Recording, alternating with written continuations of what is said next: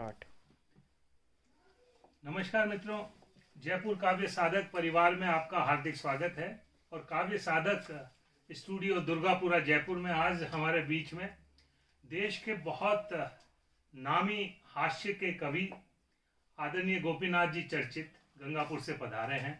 तो हमने भी सोचा क्यों ना इस अवसर का लाभ उठा लिया जाए और गोपीनाथ जी से कुछ उनकी काव्य यात्रा के बारे में, कुछ उनकी जीवन यात्रा में कैसे कविता अवतरित हुई, इन पे थोड़ी सी चर्चा करते हुए उनकी रचनाओं का भी हम सब आनंद लेंगे। तो मैं आदरणीय चर्चित साहब आपका हार्दिक स्वागत और अभिनंदन करता हूं हमारे इस छोटे से स्टूडियो में। बहुत बहुत धन्यवाद पारिक जी आपको। निश्चित रूप से काव्य के क्षेत्र में आपका एक बहुत स्थापित नाम है पूरे देश में। गोपीनाथ चर्चित अपनी छंदबद्ध काव्य रचनाओं के लिए बहुत जाने जाते हैं। आपकी कविताएं सुने उससे पहले हम जानना चाहेंगे कि कैसे ये शुरुआत आपकी कविताओं की हुई, थोड़ा सा प्रकाश डालें। पारिक साहब, आपका बहुत बहुत धन्यवाद ज्ञापित करता हूँ। और आपने साहित्य की सेवा के लिए और कवियों को अपने यहाँ आमंत्रित कर उनका काव्य पाठ जनता तक पहुँचाने के लिए आपने जो काव्य साधक संस्था और ये जो नया स्टूडियो बिल्कुल आधुनिक सुविधाओं से युक्त निर्मित किया है, आज मैं पहली बार इसमें आया हूँ। मैं देखकर भी बहुत प्रसन्न हुआ कि ऐसी सुविधाएं आपने एक व्यक्तिगत निजी स्तर पर इसको तैयार करके लोगों को दी है। मैं बहुत बहुत आपको धन्यवाद और बधाई देता हूँ। जहाँ तक मेरी काव्य यात्रा का प्रश्न है, मैं ये मानता हूँ साहब कि कविता लिखना कोई आसान काम नहीं है। मैं पीड़ा से कविता जन्म लेती है। क्या बात है। जन्म पीड़ा से लेती है। और जितना आदमी पीड़ित होता है जनता के दुख को देख करके, जितने उसके अंदर हृदय मतलब आंसुओं का सागर हृदय में पैदा होता है, वो आंसू जब निकलते हैं शब्दों के द्वारा, वो कविता का शब्द का रूप लेती है कविता, और वो कविता होती है। तो मैं कहना चाहता हूँ कि बचपन में सखा अभाव मिले, बचपन में सखा अभाव मिले, कोई भी कवि बन जाएगा यदि जीवन में अन्याय मिले। क्या बात है। अन्याय, अभाव, दुख, संतरास, ये कविता की खाद हुआ करती है। खाद, इनसे कविता उतरती है। और जहाँ तक मेरे कवि बनने का प्रश्न है किशोर जी, तो मैं बचपन में छोटी छोटी तुकबंदियाँ करता था और हास्य विनोद मेरा स्वभाव था। मेरे स्वभाव में ही था। छोटी छोटी बातों पर मैं दो मित्र बात कर रहे हैं, दो आज भी मैं कर लेता हूँ और वहीं से कविता पैदा हो जाती है। जैसे मेरे से एक आदमी ने एक बार पूछा कि यार वो आपके सामने फला व्यक्ति रहते हैं ना, उमर साहब, वो। अब मेरा जवाब देने का अंदाज हास्य में, मेरे को सब जानते हैं कि ये हंसाने वाला आदमी है, हास्य में लिखता है, तो जवाब भी मेरे वैसे ही होते थे। उनके दो अर्थ भी हो जाते थे और व्यंग और लक्षणा में भी बात हो जाती। मुझसे पूछा वो अमुक व्यक्ति आपके सामने रहते हैं ना मारता। अब वो क्या मेरे सामने को कहते हैं, लेकिन वो हमारे चौराहे पर 4 मकान है, तो हमारा मकान यूँ है तिरछा, आमने सामने नहीं है। तो मैं उनसे कहता वो सामने रहते, नहीं वो सामने नहीं रहते, वो मेरे से तिरछे रहते हैं। क्या बात।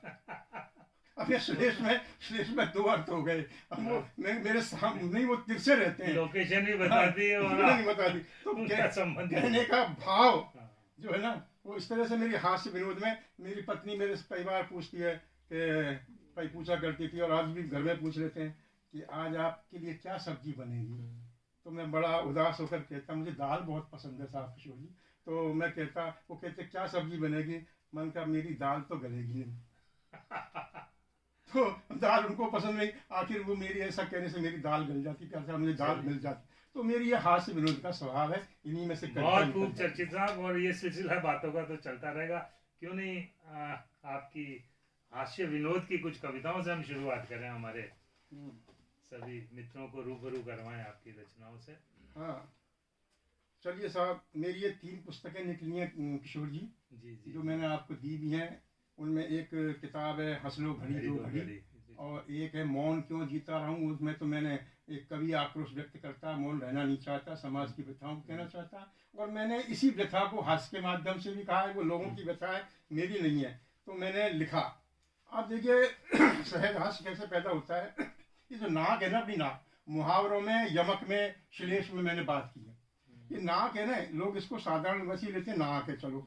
और ये नाक काय के लिए बनाई है भगवान ने? केवल सांस लेने के लिए बनाई है, इसका मुख्य उपयोग है। लेकिन नाक का लोग क्या क्या दुरुपयोग करते हैं। देखिए एक गजल सुनिए हास्य व्यंग में कि सांस ग्रहण करने को नाक बनाई है और जहां जरूरी थी फिट वहीं कराई है। जहां जरूरी थी फिट, अब ये हास्य के शब्द हैं। जहां जरूरी थी फिट वहीं कराई है, किंतु नाक को इज्जत से ही जोड़ दिया लोगों ने।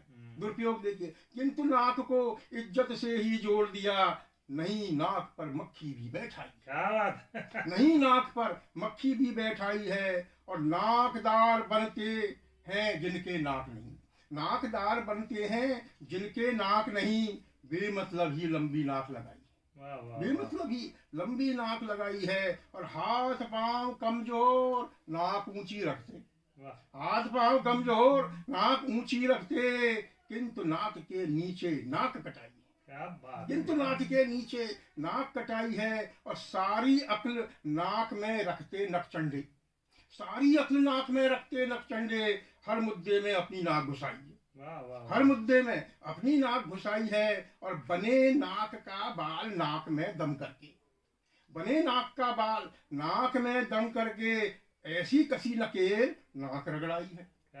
ऐसी कसी नकेल नाक रगड़ाई है। खतरनाक ना करो नाक को नाक रखो, मैसेज खतरनाक ना करो नाक को नाक रखो, वही काम लो जिसको नाक बनाई है, वही काम लो जिसको नाक बनाई है। और चले नाक की सीध नाक टेढ़ी पकड़े, चले नाक की सीध नाक टेढ़ी पकड़े, चर्चित ने ही उनकी नाक बचाई है, चर्चित ने ही उनकी नाक बचाई। बहुत खूब चर्चित साहब, बहुत श्रेष्ठ रचना आपने शुरुआत की। और आपने जब हास्य व्यंग आपके जीवन के अंदर पूरी तरह से व्याप्त है, लेकिन आपने शुरुआत में पीड़ा की बात की, दर्द की बात की कि जहाँ दर्द होता है वहीं से एक काव्य का जन्म होता है। और हमें वाल्मीकि के समय की और बहुत सारे ऐसे उदाहरण याद है कि जहाँ पीड़ा से हमारी कविताओं का जन्म हुआ है। तो उन पीड़ाओं में, उन दर्द में आप हास्य कैसे निकाल कर, हास्य के माध्यम से आप अपनी बात कैसे रख पाए हैं? मैं चाहता हूँ कि इसके पीछे की जो आपकी सोच है, साइकोलॉजी है, क्या कुछ ऐसा रहा कि? देखिए साहब, हास्य पैदा करने के लिए खुद को रोना पड़ता है। हंसाने के लिए आसान नहीं है कविता करना।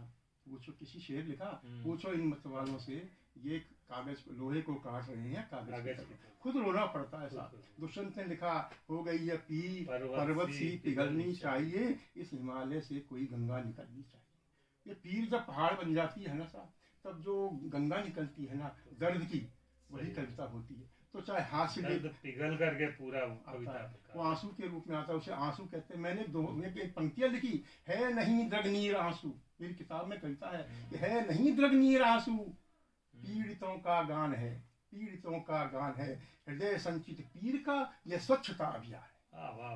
आज के संदर्भ में लिखा है, हृदय संचित पीर का यह स्वच्छता अभियान है। जब समाज को रोते देखता है ना कवि, तब उसके हृदय में से पीर का सागर उमड़ता है कविता के रूप में। चाहे वो हास्य कविता हो, चाहे वो वीर रस की हो, चाहे मानवीय संवेदना की कविता हो, गंभीर कविता हो, कैसी भी कविता हो, तो हास्य कवि उसको हास्य में लिख देता है। अब क्या सुना रहे हैं आप, बताइए। देखिए साहब, मैं कुछ क्षणिका सुना देता हूँ आपको हास्य रंग में, मेरी नई किताब से। बहुत खूब, सुनाइए। देखिए, यहाँ श्लेष में बात करिए कि दिया सलाई ने, समझदार लोगों की बात है किशोर जी, कि दिया सलाई ने दीपक से कहा, तेरा व्यवहार मुझे बहुत खलता है क्योंकि तू मुझसे जलता है। क्या बात है? तेरा व्यवहार मुझे बहुत खलता है क्योंकि तू मुझसे जलता है। अरे नहर खोदने की, व्यंग देखें कि नहर खोदने की योजना बनाई, जब पानी नहीं आया तो योजना कोई खोदा। क्या बात है? पानी नहीं आया तो योजना कोई खोदा, बेचारी नहर उसी में डूबी पाई। वाह वाह वाह, व्यंग देखें आप। बहुत बहुत सीधी। सिर्फ सिनेमा घरों में होता है पर्दा, जहाँ सब कुछ बेपर्दा। क्या बात है? जहाँ सब कुछ सिनेमा घरों में ही होता है पर्दा, जहाँ सब कुछ बेपर्दा।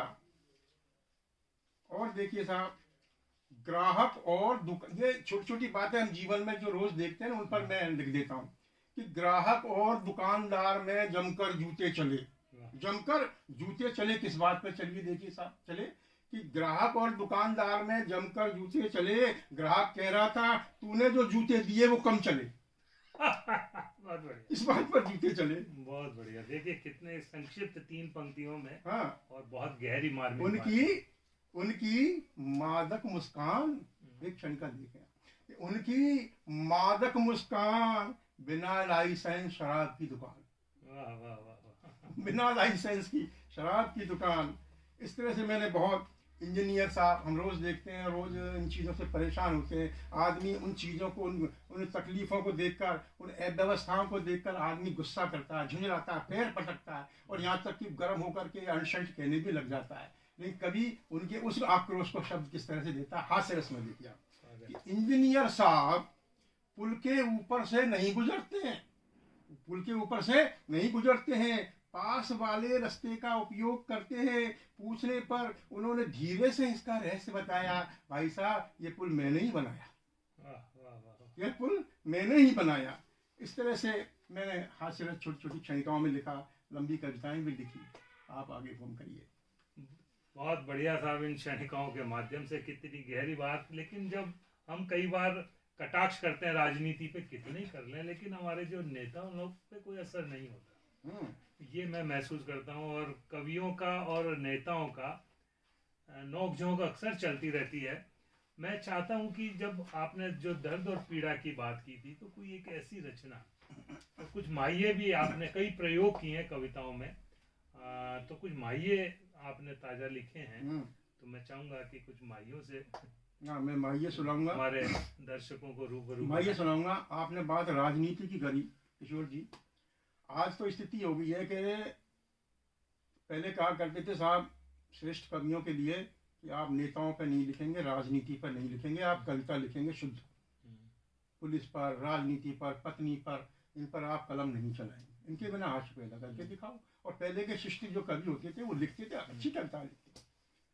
लेकिन आज स्थिति हो गई है कि राजनेताओं का और कवियों का पूरा संबंध हो गया है साहब। आपने देखा संसद में नेता लोग कवियों की कविताओं को कोड करते हैं, पुराने कवियों की, नए कवियों की। अपने प्रधानमंत्री जी भी कई कवियों के करते हैं। अटल जी तो इस कविताओं के लिए, अटल जी कवि थे, बाल कवि बैरागी हमारे कवि थे, नेता सांसद थे। इसी प्रकार से बहुत सारे कवि हुए हैं। मैथिली शरण गुप्त राज्यसभा में रहे थे, दिनकर राज्यसभा में रहे थे, और वो कविताएं भी वहाँ सुना करते। सिंहासन खाली करो कि जनता आती है, उनकी पंक्ति ने तो सिंहासन बदल दिया। मैथिली शरण गुप्त की तो वो है विशेष रूप से।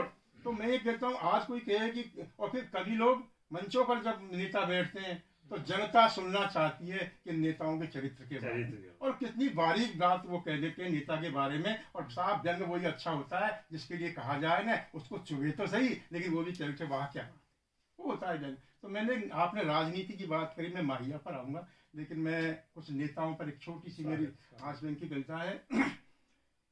मैंने इसको बिल्कुल गीता के दर्शन के अनुसार लिखा, और संस्कृत शब्दावली बनाने की मैंने पूरी ग्रामर का ध्यान रखा। देखिए, हे परम अज्ञानी श्रोताओं, हास्य का आनंद लें। हे परम अज्ञानी श्रोताओं, आज मैं तुम्हें ज्ञान की बात बताता हूँ, अर्थात नेताजी के पावन अवतार की कथा सुनाता हूँ। अवतार होता है अचानक से, पहले मेहनत से पैदा होते थे नेता। आज तो 10-20 नए नारे तैयार किए, सपने दिखाए, नेता तैयार। तो मैं नेताजी के पावन अवतार की कथा सुनाता हूँ। एक बार जम्बू द्वीपे भरतखंडे जनवरी मासे दिवस संडे स्वतंत्रता उपरांते दिल्ली प्रांते विचित्र वेशे कनाट प्लेशे। सप्तमी विभक्ति चल रही है संस्कृत की। एक बार जम्बू द्वीपे भरतखंडे जनवरी मासे दिवस संडे स्वतंत्रता उपरांते दिल्ली प्रांते विचित्र वेशे कनाट प्लेशे। भ्रष्टाचार के पेट से, आउट ऑफ डेट से एक अद्भुत प्राणी का आविष्कार हुआ। ऐसा लगा मानो नेता के रूप में साक्षात कोई अद्भुत अवतार। वाह वाह, नेता के रूप में कोई साक्षात अद्भुत अवतार हुआ। देखने पर यूं तो वो प्राणी आदमी की तरह सभी अंगों से युक्त था, किंतु इंसानियत से पूरी तरह मुक्त था। था, इंसानियत से पूरी तरह मुक्त था। उसके शरीर पर कवच कुंडल के बजाय खादी का कुर्ता व धोती थी। सिर पर मुकुट के समान गांधी छाप टोपी थी। एक हाथ में सिगार का पाइप था, दूसरे हाथ में सुदर्शन चक्र की जगह माइक था। वाह वाह वाह। उस अद्भुत प्राणी को देखकर मैंने पूछा, हे विचित्र आत्मा, आप कौन हैं? अपना परिचय दें, आखिर क्यों मौन है? यह सुनकर उन्होंने माइक को मुंह पर लगाया और अपने उत्पादन का रहस्य बताया। वो भैंसे के समान अत्यंत गंभीर वाणी में बोले, अहम नेतास्मी, अहम नेतास्मी, भारत की नैया का खेतास्मी। ये कविता लंबी है, लेकिन इसमें इस तरह की व्यंग है जो मैंने सहज भाव से संस्कृत शब्दावली में, संस्कृत के व्याकरण के अनुसार मैंने उतारे हैं। तो मैंने एक, आपने कहा ना राजनीति पर बहुत लिखा, इसको जी बहुत बढ़िया, बहुत अच्छा व्यंग था। लेकिन अब हम इस कार्यक्रम को विराम दें उससे पहले वो कुछ माहियों की मैंने आपसे अनुरोध किया था। किशोर जी, माहिया एक लोक छंद है, लोक छंद 3 पंक्तियों का होता है। देखिए छंद में 4, 6, 8 पंक्तियां होती है, लेकिन ये 3 ही पंक्तियों का छंद होता है और ये लोक छंद है। इसको पंजाबी में टप्पे भी कहते हैं। कुछ फिल्मों के माहिए भी, फिल्मों में माहिए गाए हैं साहब, जगदीश सिंह ने गाए हैं फिल्मों में माहिए, और उनको धुन भी है। ये उससे अच्छा, ये नायक नायिका का संवाद होता है और उसमें श्रृंगार होता है। तो मैंने, चूंकि मैं हास्य हूँ का कवि हूँ, तो मैंने इसमें हास्य विनोद भी डाला है। नायक नायिका का नायिका से संवाद, नायिका का नायक से संवाद कराया। अब नायक दूर है कहीं, नायिका गांव में है और ठेठ देशी गांव में है, देशी महिला, देश अपने देश में रहती है, गांव की महिला है। उसको तो उपमाएं भी अपने देश की गांव की उसने देखा ही नहीं कभी, बाहर दुनिया में क्या है। लेकिन कुछ जो आजकल तकनीकी शब्दावली, वैज्ञानिक शब्दावली प्रचलन में आ गई है, वो तो वो बोल लेती है, लेकिन घर में सुनती है। तो मैंने उनका प्रयोग करते हुए हास्य विनोद में, रंग विनोद में माहिया लिखे। देखिए आप, जो मूल धर्म है ना नायक नायिका का संबंध, उसका मैंने निर्वाह इसमें किया कि मौसम मस्ताना है, मौसम मस्तान, मात्राओं का पूरा ध्यान है इसमें, 12-10 अरे मौसम मस्ताना है, मौसम मस्ताना है, अरे सब तैयारी है, बस तुझको आना है, सब तैयारी है, बस तुझको आना है। तो आजा रे परदेसी, वो आजा रे परदेसी, उपमा देखे देशी, अरे अपना रिश्ता है जो मक्खन गुड़ देसी, अपना रिश्ता है जो मक्खन गुड़ देसी। तो भंवरे की कितनी उसके अंदर विरह की व्यथा है, देखिए आप, भूल रही है, खो रही है उसमें विरह में कि भंवरे की गुन गुन सुन, भंवरी सोच रही बाजी मोबाइल धुन, क्या बात, भंवरी सोच रही बाजी मोबाइल धुन, चिट्ठी ना तार मिला, और चिट्ठी ना तार मिला, पोस्टमैन बैरी वो भी बेरंग निकला, अरे पोस्टमैन बैरी वो भी बेरंग निकला, पर बात ना हो पाए, पर बात ना हो पाए, रिंगटोन बजती ना नेटवर्क आए, रिंगटोन बजती ना नेटवर्क आए। तो मौसम प्रकृति देखें आप कि गेंदे भी, तकनीकी का उपयोग किया है मैंने इसमें, तकनीकी शब्दावली, कि गेंदे भी गदराए, और तितली भंवरे संग सेल्फी लेने आए, भंवरे तितली संग यही जमाना रह गया, सेल्फी लेने आए, और चटकी जब कुसुम कली, चटकी जब कुसुम कली, व्हाट्सएप करे तोते मैं ना अनपढ़ निकली, व्हाट्सएप करे तोते मैं ना अनपढ़ निकली, और साहब उसका उपमा देखिए साहब, उपमा काहे से देती है उसका दिल बैठा जा रहा है वियोग में। उपमा देखिए कि दिल बैठा धरने पे, उसने तो यही सुना, कहाँ बैठा जाता है, अरे दिल बैठा धरने पे, आजा माहिया चढ़ उड़न खटोले पे, आजा माहिया चढ़ उड़न खटोले। बहुत बढ़िया आदरणीय चर्चित जी, आज आपका आगमन अनायास आगमन सायास बन गया और इतनी खूबसूरत रचनाओं से हम और हमारे श्रोता सभी मित्र लोग सब लाभान्वित हुए। बहुत बहुत आभार। और काव्य साधक परिवार में इस स्टूडियो में जब भी आपका जयपुर आगमन हो आप पधारिए। और मैं इसी के साथ विदा लेना चाहूँगा। बहुत बहुत धन्यवाद आपको। Thank you. बहुत बहुत धन्यवाद सभी श्रोता दर्शकों को। नमस्कार।